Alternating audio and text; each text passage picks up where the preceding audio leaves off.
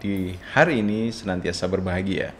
Kembali lagi saya Ronald dan Dewi berbagi tentang tips parenting buat ayah bunda. Tujuannya adalah sama-sama kita belajar bagaimana mendidik dan mengasuh anak agar kemudian bisa memberikan yang terbaik buat mereka. Nah, Bunda, apa yang akan kita bahas pada hari ini? Iya, yang akan kita bahas hari ini masih seputar topik bagaimana kita menghargai anak. Jadi kalau kemarin kita bicara tentang bagaimana kemudian kita berperilaku sopan dan menghargai anak. Nah, hari ini kita punya bagaimana kemudian kita melakukan briefing sebelum berkegiatan kepada anak. Nah, ini juga penting sebenarnya. Ternyata melibatkan anak dalam melakukan kegiatan bersama-sama dengan sebelumnya melakukan briefing itu penting. Pertama, kemudian agar si anak merasa dilibatkan dalam aktivitas tersebut. Yang kedua, biar si anak tidak kaget.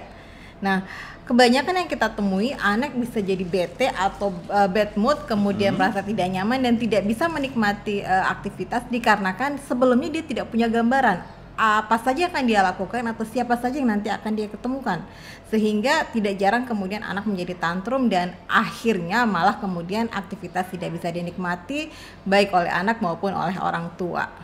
Ya, merasa dihargai adalah kebutuhan setiap orang, tidak hanya ketika seseorang masih menjadi anak-anak. Demikian juga ketika orang menjadi dewasa, orang dewasa pun sangat mengharapkan itu, bahwa sekitarnya memberikan penghargaan, menghargai dia. Nah, bisa dibayangkan kalau misalnya kita sebagai orang tua ataupun sebagai orang dewasa di dalam satu kegiatan di rumah ataupun di dalam organisasi ataupun di kantor, kita tiba-tiba saja kemudian diceburkan di dalam kegiatan tersebut tanpa kemudian diberikan informasi apa sih yang kemudian yang akan kita lakukan, apa tujuan dari kegiatan itu, dan kemudian bagaimana melakukannya. Nah, tentu saja sebagai orang dewasa kita merasa tidak nyaman. Kenapa? Karena kita merasa bahwa tidak dihargai untuk kemudian diajak berpikir, berbicara, ataupun mendiskusikan bersama apa yang akan dilakukan. Nah, briefing sebelum kegiatan adalah hal penting untuk bagaimana kita melatih anak untuk dia merasa dihargai, dan dari dia merasa dihargai tersebut kemudian akan menumbuhkan penghargaan diri yang tinggi. Harga dirinya akan meningkat dan dampaknya tentu saja kepada kepercayaan diri. Iya, nah kembali ya, kenapa kemudian seorang anak ini butuh sekali juga di briefing sekalipun dia masih anak kecil, tapi kita tentunya sama-sama menginginkan beraktivitas, berkegiatan itu bisa dinikmati. Contohnya ketika kita akan ke suatu tempat yang taruhlah pantai ya. Nah, sekalipun si anak ini juga istilahnya masih anak kecil yang mungkin bagi sebagian orang buat apa sih di briefing atau buat apa sih kemudian ditanyakan kamu akan rencananya akan apa di sana. Tapi ternyata ini penting untuk kemudian bisa memaksimalkan agar aktivitas di pantai nanti bisa dinikmati bersama-sama. Tidak ada yang bad mood, tidak ada yang tidak tahu melakukan apa-apa, sehingga quality time kita dengan keluarga itu bisa maksimal. Ya, sederhananya seperti ini. Misalnya kita akan liburan nih hari Sabtu atau hari Minggu, kita ingin mengajak keluarga ke luar rumah. Nah, tidak ada salahnya kemudian kita mengumpulkan seluruh anggota keluarga, termasuk anak-anak, bahkan termasuk anak yang paling kecil pun. Jadi mulai satu persatu ditanya gitu, oke, ada nggak yang punya usul? Kita kalau nanti liburan di hari Sabtu nanti mau kemana? Enaknya apakah kita ke pantai, kita ke misalnya mungkin ke daerah yang sejuk, atau mungkin malah kita ke mall. Nah, jadi dari kondisi itu akan melatih anak merasa bahwa walaupun dia masih kecil, tapi pendapatnya pun itu dihargai. Apalagi ketika misalnya ternyata pendapatnya yang kemudian cukup masuk akal ataupun akhirnya disepakati atau lebih cocok untuk semuanya. Nah, ini akan membuat dia merasa bangga bahwa apa yang menjadi usulannya itu menjadi sesuatu yang kemudian diputuskan bersama, dan tentu saja ini akan meningkatkan harga dirinya dan kepercayaan diri. Nah, salah satu poin penting yang menjadi manfaat dari melakukan aktivitas ini adalah membantu anak menumbuhkan sikap percaya diri untuk kemudian berani berpendapat. Kebanyakan orang kemudian tumbuh menjadi orang yang tidak pede atau yang kemudian tidak punya prinsip dikarenakan sejak kecil dia tidak pernah diberikan kesempatan untuk menyuarakan pendapatnya. Nah, khusus pada melakukan briefing sebelum berkegiatan ini, ada beberapa tips yang akan kami share kepada ayah bunda di rumah hari ini. Yang pertama adalah kita informasikan dulu setelah misalkan kita bikin rencana ya sama-sama, kemudian kita informasikan kepada anak apa yang kemudian akan mereka temui di sana. Nah, kebanyakan anak-anak sekalipun sudah pernah ke sana itu cenderung tidak mengingat detail di sana, sehingga muncul pertanyaan yang sama, di sana ada apa, di sana kita mau apa, di sana nanti saya mau apa, atau kemudian saya ketemu siapa di sana. Nah, pada informasi di awal ini penting untuk kemudian membuka wawasan anak, kemudian membuka cara berpikir anak, sehingga dia akan merasa nyambung dengan aktivitas nanti yang akan kita lakukan bersama-sama di sana. Ya.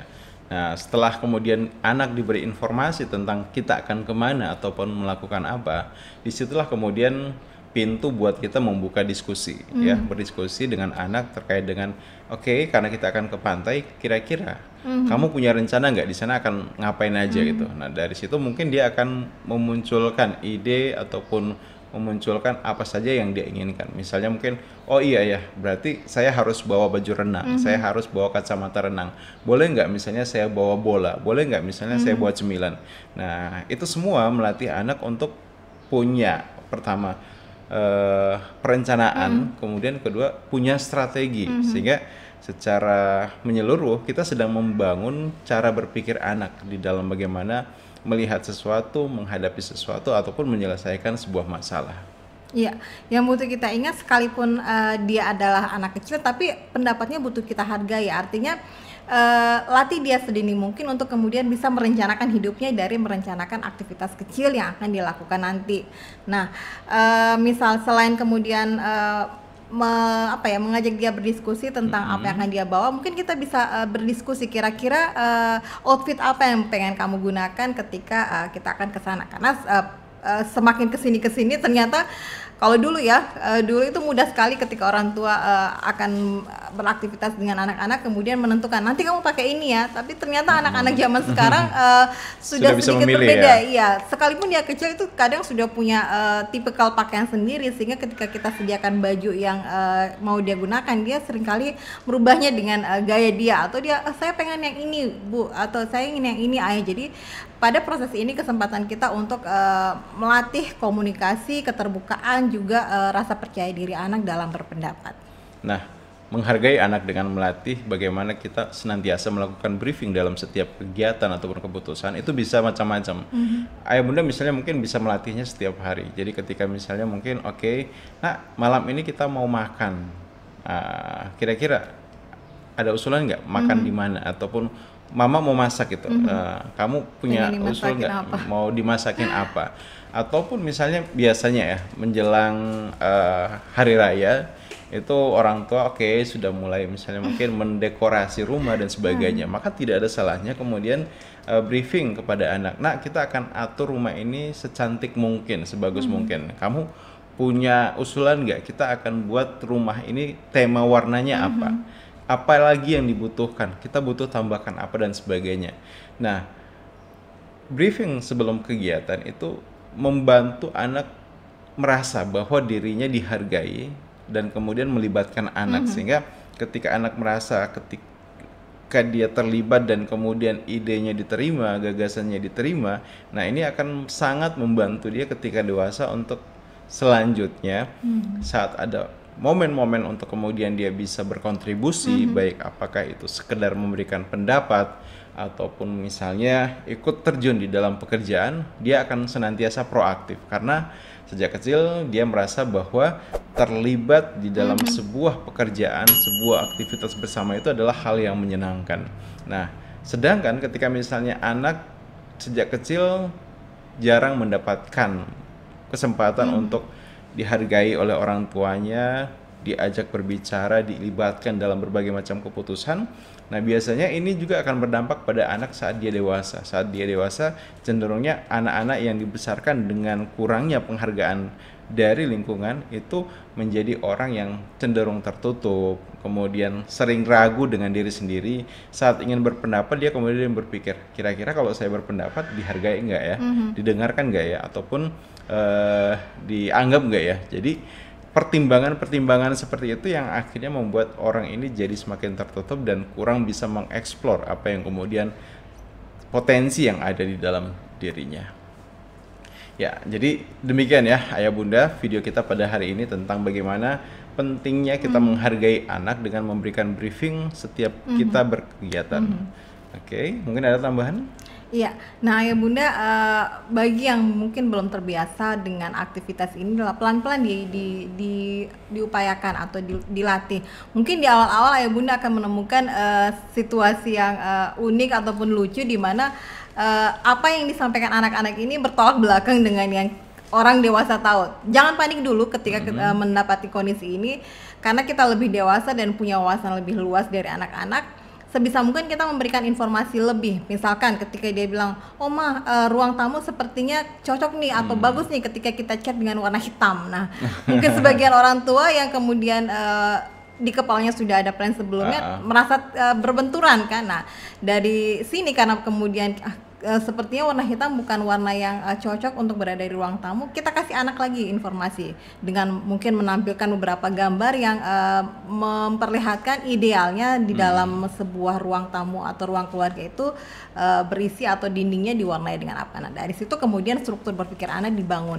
Kenapa kemudian dia bisa berkata hitam? Ya bisa jadi karena belum ada pengalaman di kepala dia sebelumnya harusnya ruang tamu atau ruang keluarga itu dicat dengan seperti apa.